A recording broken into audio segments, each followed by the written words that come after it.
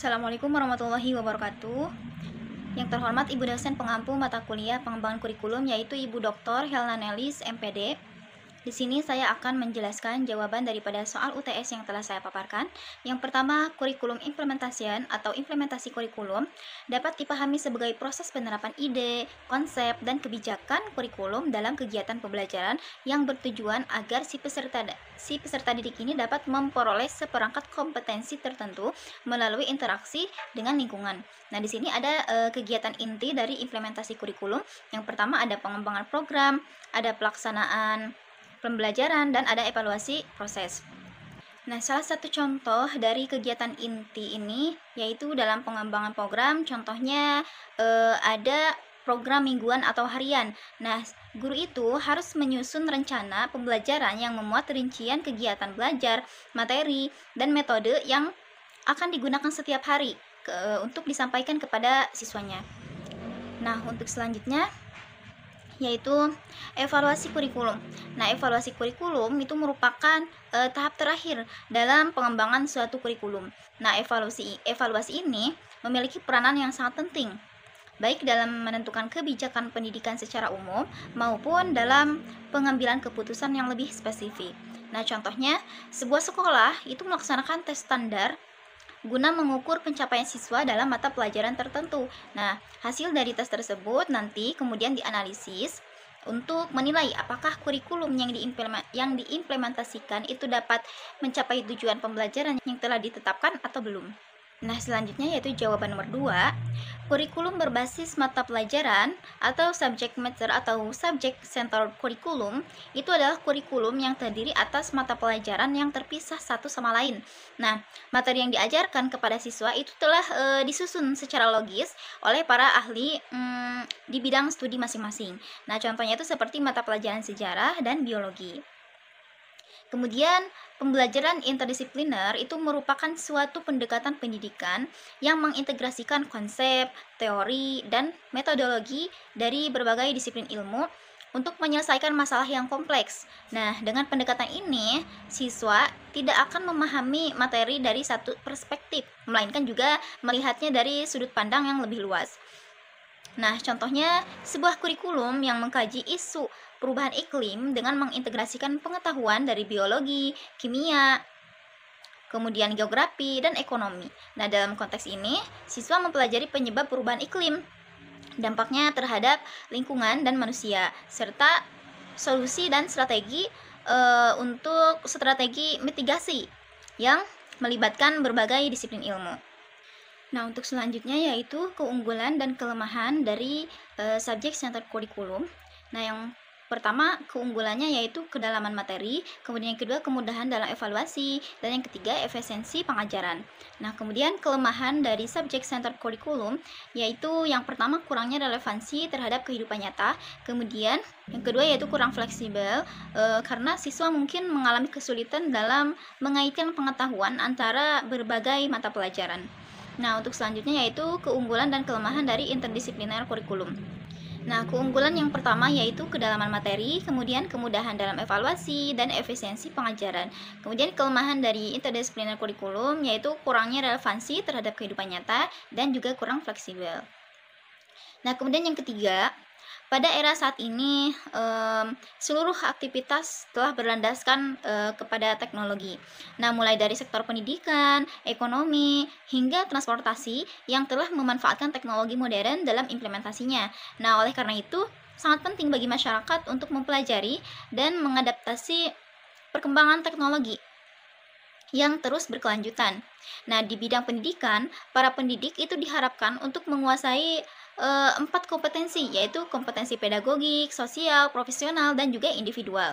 Dalam kompetensi pedagogik, ditegaskan bahwa guru itu harus dan wajib memiliki kemampuan untuk menggunakan dan memanfaatkan teknologi informasi dan komunikasi dalam proses pembelajaran. Nah, dengan demikian, guru tidak seharusnya terfokus pada model pembelajaran tatap muka di dalam kelas mata. Nah, namun melainkan juga harus mampu mengoptimalkan berbagai media yang mempermudah penyampaian materi pelajaran kepada siswanya.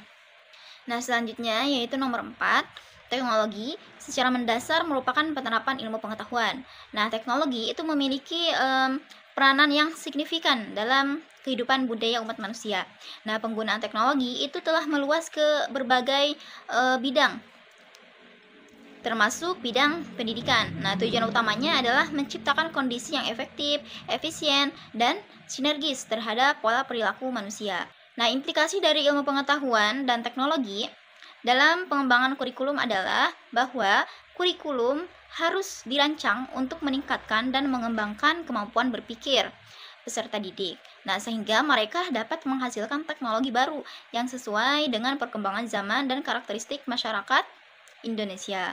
Nah, untuk selanjutnya yaitu contoh penerapan asas ilmu pengetahuan dan teknologi atau IPTEK dalam pengembangan kurikulum pendidikan, yaitu contohnya dalam sinergi yang efektif dan efisien, pemanfaatan platform e-learning seperti Google Classroom atau Ruang Guru untuk mendukung diskusi proyek kolaboratif antar sekolah di berbagai daerah untuk mendorong pertukaran ide yang berbasis teknologi. Nah, nggak jauh dari kuliah online gitu. Itu kan menggunakan Google Meet. Nah, itu juga merupakan salah satu penerapan asas ilmu pengetahuan dan teknologi. Nomor 5, prinsip-prinsip umum dalam pengembangan kurikulum. Nah, prinsip-prinsip umum dalam pengembangan kurikulum diantaranya ada prinsip relevansi. Nah, prinsip relevansi itu terdiri dari relevansi eksternal dan relevansi internal. Selanjutnya ada prinsip fleksibilitas. Nah, prinsip fleksibilitas ini pengembangan kurikulum sebaiknya dilakukan dengan pendekatan fleksibel. Artinya tidak kaku. Nah, ini tercermin dalam proses pengembangan program pembelajaran termasuk strategi, metode, media, dan teknik evaluasi yang beragam. Nah, kemudian ada prinsip efektivitas. Selanjutnya ada prinsip efisiensi. Nah, prinsip efisiensi ini kerap dihubungkan dengan ekonomi, yaitu penggunaan biaya, tenaga, perangkat, dan waktu yang seminimal mungkin untuk mencapai hasil yang maksimal dan memuaskan. Selanjutnya ada prinsip kontinuitas. Selanjutnya ada prinsip orientasi pada tujuan. Kemudian ada prinsip pendidikan seumur hidup, ada prinsip sinkronisasi, ada prinsip integritas, prinsip objektivitas, dan terakhir ada prinsip demokrasi. Nah, kalau prinsip demokrasi ini itu sebagai bentuk dukungan terhadap reformasi menuju kehidupan demokratis di Indonesia. Selanjutnya yaitu prinsip-prinsip khusus dalam pengembangan kurikulum. Yang pertama, prinsip terkait tujuan pendidikan. Nah, tujuan pendidikan itu sebagai pusat dan arah dari setiap kegiatan pendidikan, dan itu seharusnya menjadi pedoman dalam merumuskan komponen kurikulum. Kemudian yang kedua ada prinsip terkait pemilihan isi pendidikan. Nah, ketika memilih isi pendidikan itu harus sesuai kebutuhan yang telah ditentukan oleh perencana kurikulum. Kemudian ada prinsip terkait pemilihan proses belajar mengajar. Nah, pemilihan metode belajar mengajar itu harus mempertimbangkan beberapa hal. Nah, yang pertama itu harus kesesuaian antara metode atau teknik yang digunakan dengan materi pelajaran yang diajarkan. Kemudian yang kedua, variasi dalam metode atau teknik yang memungkinkan perbedaan kebutuhan individual siswa terpenuhi. Kemudian pengaturan kegiatan yang bersifat bertingkat-tingkat. Nah, kemudian ada prinsip terkait pemilihan media dan alat pengajaran. Proses belajar mengajar yang efektif itu perlu didukung dengan media dan alat bantu pengajar. Nah, proses belajar mengajar yang efektif itu perlu didukung dengan media dan alat bantu pengajaran yang tepat. Nah, kemudian ada prinsip pemilihan kegiatan penilaian. Nah, penilaian itu merupakan bagian yang tak terpisahkan dari proses pengajaran. Nah, itu dia prinsip-prinsip khusus dalam pengembangan kurikulum. Nah, selanjutnya penjelasan dan contoh konkret dalam prinsip kontinuitas. Nah, prinsip kontinuitas itu menekankan pentingnya pembelajaran dan berkesinambungan. Juga terstruktur dimulai dari materi dasar hingga materi yang lebih kompleks. Nah, pendekatan ini itu memastikan bahwa siswa memiliki pemahaman yang kokoh sebelum melanjutkan ke jenjang berikutnya. Nah, contoh konkretnya misal dalam pembelajaran matematika. Nah, kelas 1 SD itu memulai dengan pengenalan penjumlahan dan pengurangan sederhana. Nah, kemudian kelas 4 SD itu mempelajari perkalian dan pembagian. Kemudian untuk kelas 7 SMP itu eksplorasi aljabar dasar. Nah, kemudian untuk kelas 10 SMA itu memahami konsep fungsi matematika yang lebih rumit. Nah, jadi untuk konsep prinsip kontinuitas ini bertahap sesuai dengan tingkat kenaikan kelas. Dengan menerapkan prinsip kontinuitas ini akan terhindar dari lompatan materi yang terlalu drastis. Nah, sehingga pemahaman siswa itu dapat berkembang secara bertahap dan mendalam. Nah, mungkin hanya itu penjelasan dari saya. Sekian, terima kasih. Wassalamualaikum warahmatullahi wabarakatuh.